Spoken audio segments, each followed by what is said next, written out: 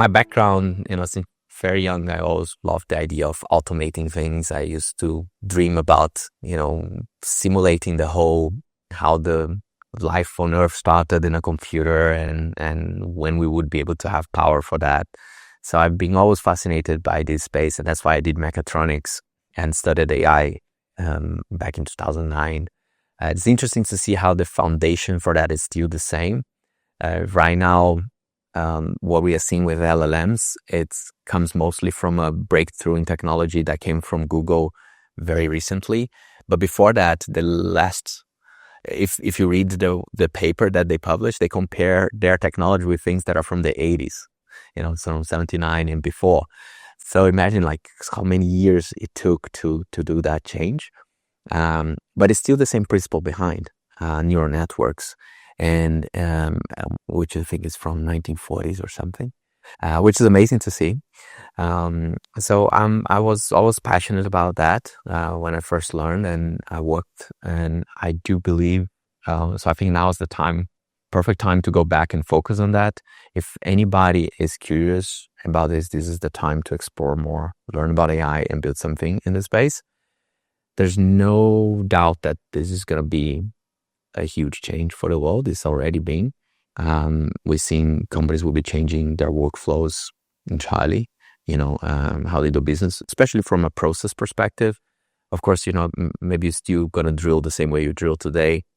And by the way, a lot of those machineries already use AI, fuzzy logics, neural networks, from more than 20 years they've been doing that. So even our washing machines at home.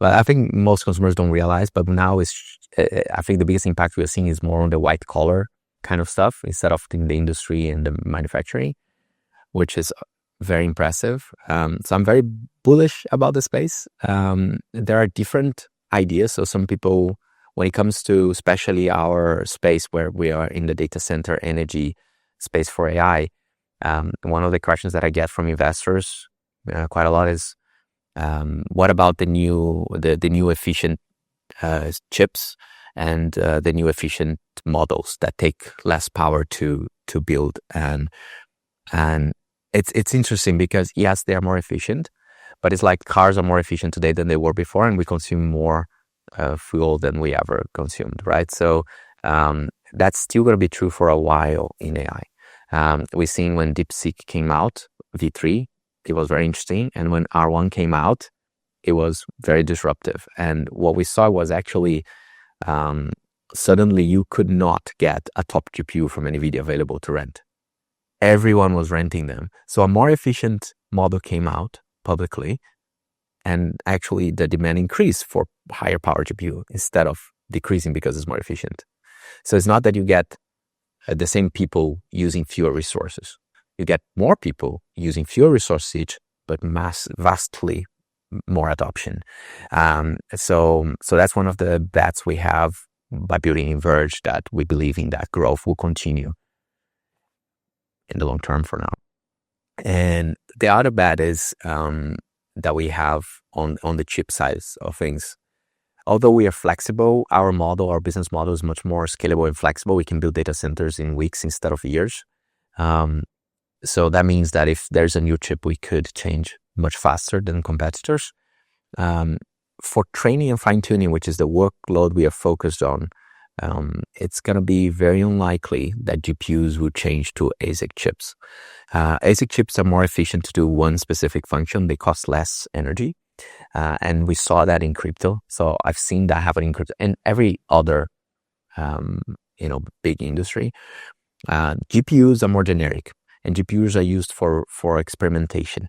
So when you're developing AI, when you're training an AI model, that's experimentation. There's a lot of software built already into that, academia, and you can't use something that is a single function purpose chip for experimentation. That's against their nature. And so you do need GPUs who have very large number of cores and have all the software layers on top of that. So for NVIDIA is famously known for CUDA, and a lot is built on top of that. So that's another big bet that we are doing, that this will continue being the case for AI, because AI training and fine-tuning will continue being the main way companies really differentiate in the long term.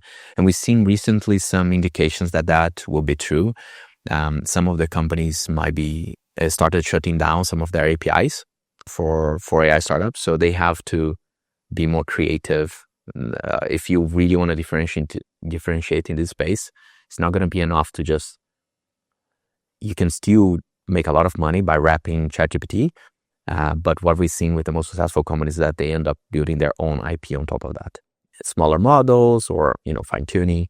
So that is the other big bet that we did.